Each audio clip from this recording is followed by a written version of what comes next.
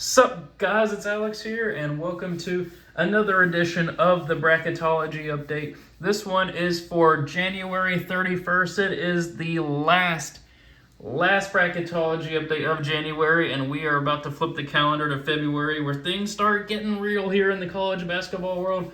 We're almost done with the Super Bowl, so that means even more attention is going to be on college basketball since a lot of people don't care until all of football is over. But man, we have had a crazy weekend of college basketball. I mean, we got to start out with Alabama, my national championship pick from the last Bracketology video that I did over the weekend. I mean, they just got absolutely trounced by Oklahoma. It was like a 24-point loss, something like that. And it just proves that, man, when you think you know something about this college basketball season, it just goes to crap. I mean, really we have a unanimous number one team right now in Purdue, but I mean, they could lose at any point in the season. I mean, Zach Edey looking like the clear player of the year favorite. Purdue, I mean, they're number one for a reason right now, but they could lose at any point too. The Big Ten, while not as strong as usual, could produce some interesting teams, especially as we move further into conference play and approaching the tournament.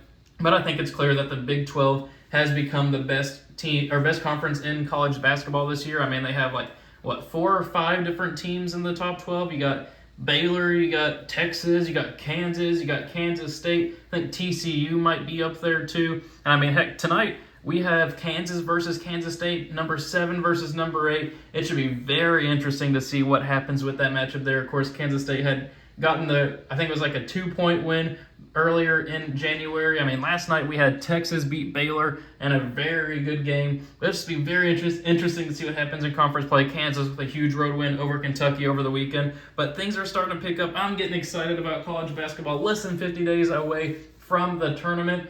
But yeah, let's go ahead and take a look here at the bubble. Top overall seed is Purdue, as we mentioned. First team out is Texas A&M. Last team in is Oklahoma with that huge win over Alabama. That is a resume booster right there. Taking a look here at the bubble, last 4 byes are Boise State, Maryland. Oh, I forgot to mention Iowa State too in the Big 12 listing. They lost last night. I can't remember who it was to, but I mean, that's another team that you have to keep your eye on as we near March. But taking a look here at the last 4 byes, we have Boise State, Maryland, Memphis, and West Virginia, who got a big win over Auburn. I think West Virginia was in the last 4 in on Friday or Saturday's update. Now they see themselves in the last 4 byes. Last 4 in are Pittsburgh, Penn State, Kentucky, and Oklahoma there. First 4 out are Texas A&M, Nevada, Oklahoma State, and Wisconsin. And Wisconsin, there's another Oklahoma State team from the Big 12. They could have 8 or 9 teams in the tournament this year. And then Wisconsin just continuing their free fall. They've lost 6 out of 8 or something like that. Not a good recent stretch.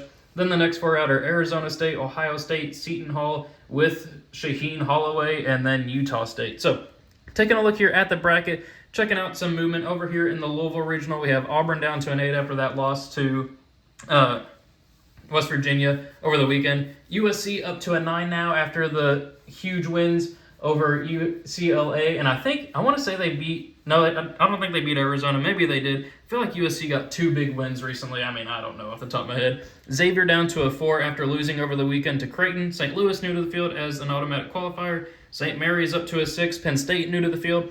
Kansas State up to the 3 line. Miami down to a 7. New Mexico down to a 10. Then over there in the Kansas City Regional, we had Northwestern up to a 9. Indiana riding the ship. They're one of the hottest teams in college basketball right now. They're up to a 5. Charleston down to a 12. They did lose over the weekend but they lost to Hofstra, which basically ends their hopes for an at-large bid. They're going to have to win the conference. Their Hofstra is like a Q3 loss, I believe, quadrant 3 loss. UC Santa Barbara up to a 13. San Diego State up to a 6. West Virginia up to an 11 now. Creighton up to a 7 after that win over Xavier. And then we have Arkansas falling back down to a 10. They lost a big-time opportunity for a win against Baylor over the weekend. I think they played Baylor in the Big 12 SEC Challenge. Now taking a look at the Las Vegas Regional, we have Illinois up to a 5, Liberty up to the 12 as the automatic qualifier. Then we have Rutgers down to a 6, Memphis down to an 11, Marquette up to the 3 line. Man, it was so easy to pick Marquette to be making Sweet 16 runs when they were like an 8 seed, a 7 seed, even a 6 seed. But now as a 3 seed, you can see the nation's kind of caught up to my belief in Marquette. this season up to the 3 line. Michigan State down to a 7 after getting trounced by Purdue over the weekend. Then over in the New York Regional, we have Clemson down to an 8, Florida Atlantic down to a 9, Iowa State down to a 4. Then we have Kentucky falling back down to an 11 after losing out on a chance for a huge win at home. Then we have Oklahoma new to the field as an 11 there. Then Missouri up to a 7. They got a big win this weekend too in the Big 12 SEC Challenge. I want to say I can't remember who it was off the top of my head, but they did get a big one. Maybe it was Iowa State. I don't remember. But now it's time. We got to go to the bracket. We got to make our predictions for the NCAA tournament based off of Joe Lunardi's most recent bracketology. At some point, I'll make my own bracketology, my own seating and stuff. I just got to find time for it. My work's in busy season. I'm an auditor, working 11 hours a day. You know the drill there. But before we get started here in the predictions, I got to give my food item. If you're watching at this point in the video and not just skipping until the end, we got to come up with a food item here. You know what? For lunch today, I had pizza, some leftover pizza. So go ahead. I know it was pepperoni pizza a couple of weeks ago, but I was just in the pizza mood for lunch now. Comment your favorite type of pizza below. It can be pepperoni again. My favorite type is cheese, or it can even be like the Mexican pizza from Taco Bell, all that fun stuff. But if you're watching at this point in the video, comment below so I know you're sticking through the entire video and watching the whole thing. But now, 6 minutes into the video, let's go ahead and start with my predictions for the bracket. Up first, we're going to have Purdue moving on past Southeastern Louisiana or Fairleigh Dickinson. Then we are going to have USC pulling off the slight 9-8 upset over Auburn. As much as I want to see Oral Roberts and Max Abness beat Duke, it's not going to happen. You got to go with Duke there. Then we're going to have Xavier beat St. Louis. Then we're going to have St. Mary's beat the winner of Pittsburgh and Penn State, which I think would be Penn State. Or I don't know why I said Arkansas. Kansas State is going to beat Southern Illinois.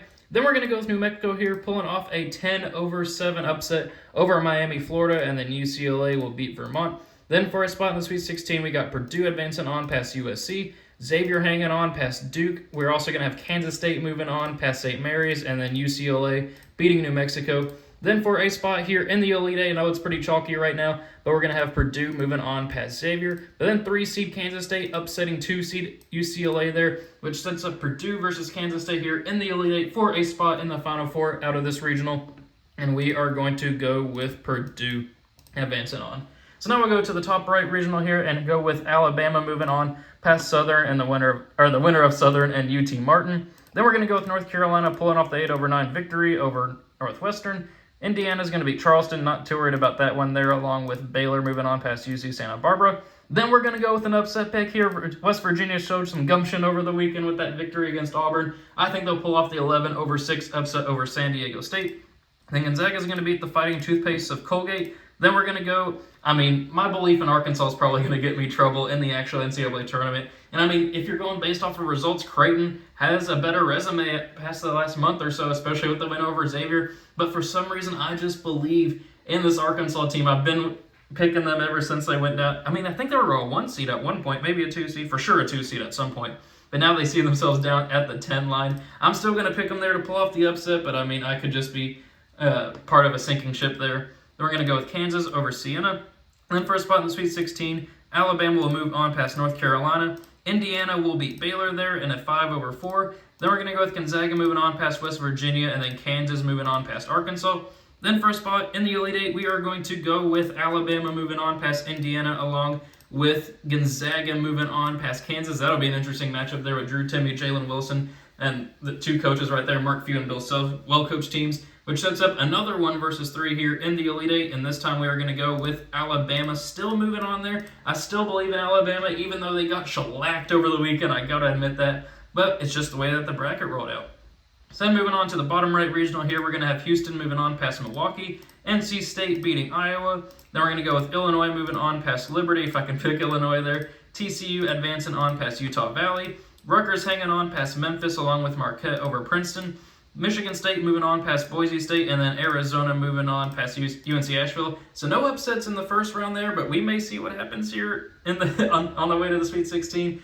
In the Sweet 16, we will have Houston, though, moving on past NC State. And then we're going to go with TCU advancing on past Illinois. Rutgers and Marquette, two of my favorite teams to make a sleeper run in the tournament. I am going to go with Marquette there, where they will face Michigan State. I'm going with a big upset there, 7-2. One of the 2 seeds fallen before the Sweet 16 there. I'm going to go with the Spartans of Michigan State. I just think that team can turn it on here as we approach March. Then for a spot in the Elite Eight, we're going to go with TCU pulling off the 4-1 upset, advancing on to the Elite Eight again, over Houston, where they will face the Spartans of Michigan State, advancing on to the Elite Eight as a 7 seed there. I really wanted to pick Marquette, and maybe in an actual tournament bracket I would pick Marquette there. But here I want to see a big run by Michigan State there, which sets up a 4 versus 7 here in the Elite Eight. And I am going to have TCU being battle-tested with Jamie Dixon at the helm, advancing on to the Final Four. So in the last regional over here, we're going to go with Tennessee beating Maryland Eastern Shore. Clemson falling to Florida Atlantic. I think Florida Atlantic can get a victory in their first trip to the NCAA tournament. Then we're going to go with Connecticut beating Kent State. Iowa State beating Louisiana. Kentucky beating Oklahoma, and then upsetting Providence. I think Kentucky they didn't play terrible against Kansas. Kansas was just the better team on that night. I'm going to go with Kentucky pulling off the 11-6 over Providence, and then Virginia beating Furman. Then we're going to go with Missouri moving on past Maryland, and then Texas moving on past Eastern Washington. Then for a spot in the Sweet 16, we will go with Tennessee moving on past Florida Atlantic. Iowa State moving on past UConn. Virginia, as much as I want to pick Kentucky to advance on there, I just can't see it happen at this point. Virginia is just going to shut Kentucky down on offense. Then we're going to have Texas moving on past Missouri. Battle of future SEC teams right there. Missouri's already there. Texas will be joining soon. Former Big 12 teams. But now set it for a spot in the Elite Eight. In the Elite Eight, Tennessee will fall. Actually, no, they won't. They're going to beat Iowa State there. I'm going to have Tennessee advancing on, where they will face Texas for a spot in the Final Four. And we had this exact matchup in the last bracketology that I did. Battle of the Orange teams right there. I said in the video I think Tennessee was going to win on Saturday, which they did. But I was going to pick Texas to beat them in the actual NCAA tournament on a neutral site. Texas went and beat Baylor over the weekend. I can't remember who Texas lost to. That might have been the Missouri game. I don't know off the top of my head. But I am going to go with Texas here, advancing on to the Final Four out of that regional. So we have 1 seed Purdue, 1 seed Alabama, 2 seed Texas, and 4 seed TCU here in the Final Four. 2 Big 12 teams representing the conference here. Up first, we have Purdue versus Texas for a spot in the national championship game. And I am going to go with Purdue moving on there if I can click them. They're just looking like the best team in college basketball right now. But I am going to go with TCU advancing on to the national championship game. I don't know if they've even ever made a Final Four as a program in college basketball, and now I'm going to have them advancing on to the national championship. Just seeing some chaos because anything can happen this year. But then for the national championship, you got to go with the unanimous number 1 right now with the player of the year. You got to go with Purdue. So there we have it. Those are my predictions for the NCAA tournament based off of this bracketology. Let me know what you guys think in the comment section below. Very interested to hear what you got, or the thoughts that you guys have about my predictions. Let me know your own predictions as well in the comment section. Thank you guys for watching. Hope you enjoyed it, and I will see you all later.